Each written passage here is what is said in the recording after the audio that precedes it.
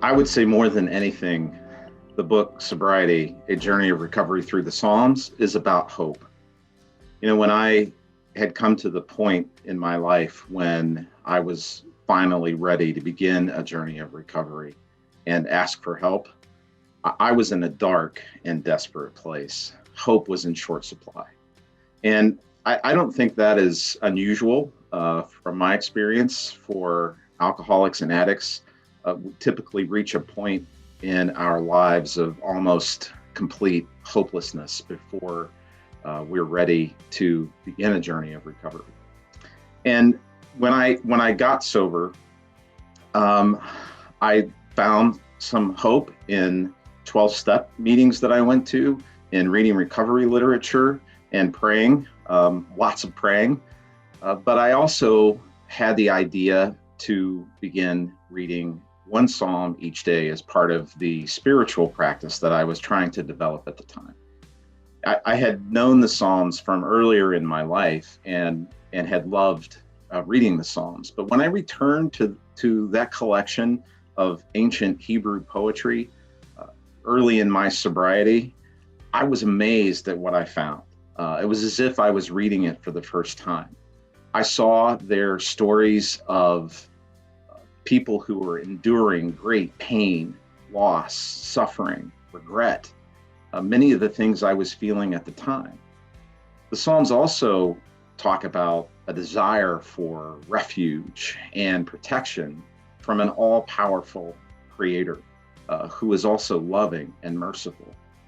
And the Psalms rejoice in that the salvation that comes from God, the rescue that comes from a higher power.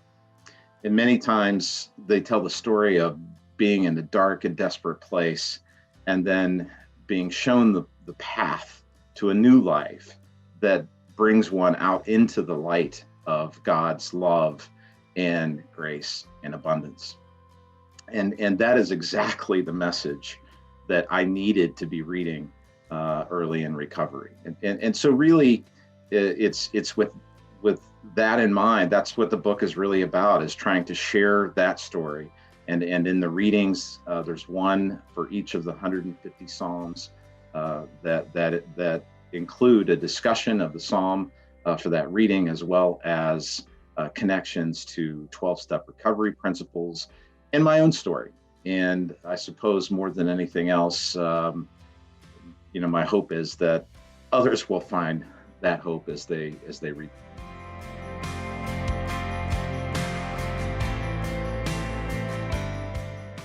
Well, I wrote the book essentially to share that hope with other people that I found in the Psalms.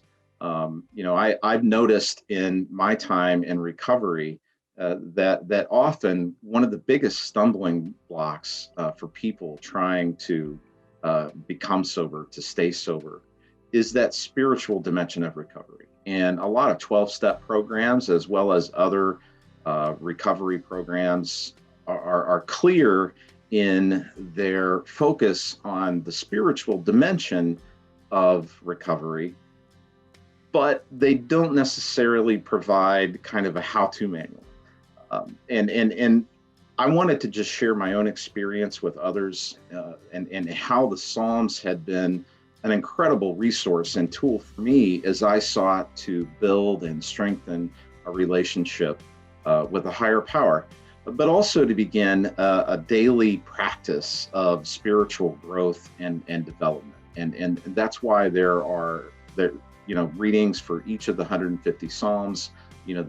Ideally a reader might read the entire Psalm if that's possible. If not, there are a few verses from each of the Psalms at the beginning of the readings, and then a reflection on that Psalm and recovery principles.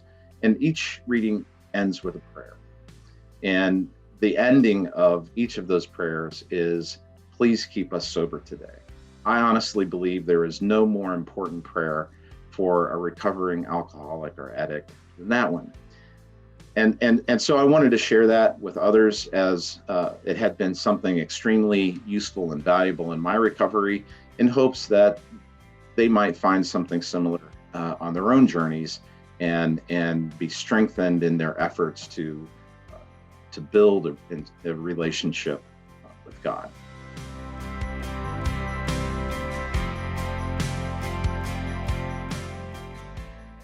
Well, I hope readers gain an understanding that they're not alone. You have not experienced what you're experiencing right now as someone trying to recover from this disease of addiction is not unique.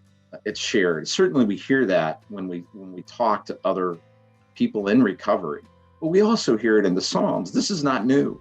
In a sense, the struggles that each of us face today, as we try to get and remain sober and to leave behind those shackles of addiction, are thoughts and feelings and struggles that have been going on for centuries, perhaps throughout human history. And we see that in an ancient text, the Psalms. We see those struggles. We see people striving to break free from whatever is pursued, whatever enemy they may be facing at that time. For me, that enemy was alcohol. For others, it's drugs. And quite frankly, for others, it's some other form of addiction or some other challenge that they're facing in their lives. I believe that there is hope in the Psalms there for all of us, that we can break free, that we can build a relationship with a loving Creator who wants a better life for us. And in essence, if readers walk away from the book with a deeper understanding of that, I'm going to be very grateful.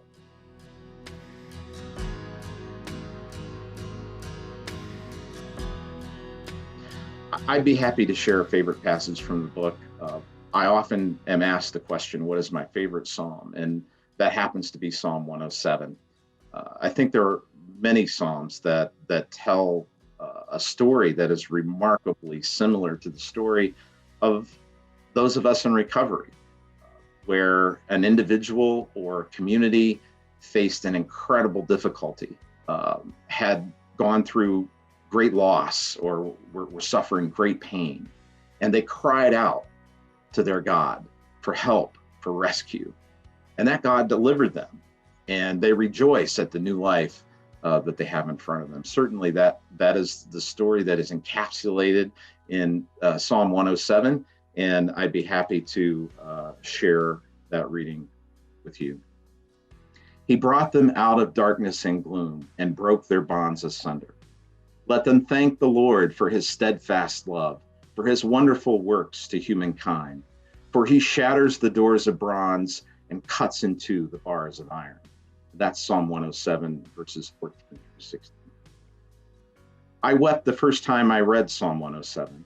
I was 3.5 months into recovery, and in these words, I found the deep truth of God's transforming power and redeeming love that had saved my life. Psalm 107 is thought to be an expression of thanksgiving for God returning his people from exile back to the promised land. In verses 4 through 32, we encounter 4 short stories of struggle, desperation, and redemption. There are those lost in the desert, those imprisoned, those who were sick, and those caught in a storm at sea. In each story, the suffering, fearful people cried to the Lord in their trouble, and in each case, he saved them. We learn by turns in Psalm 107 that God is the higher power who nourishes the hungry and thirsty, breaks down things that bind us, heals the sick and delivers them from destruction, and calms the sea and provides a safe haven. God performs these miracles purely out of love for his suffering children. My tears flowed as I read these stories because I knew that God had performed just such a miracle in my own life when he broke away the chains of my addiction to alcohol.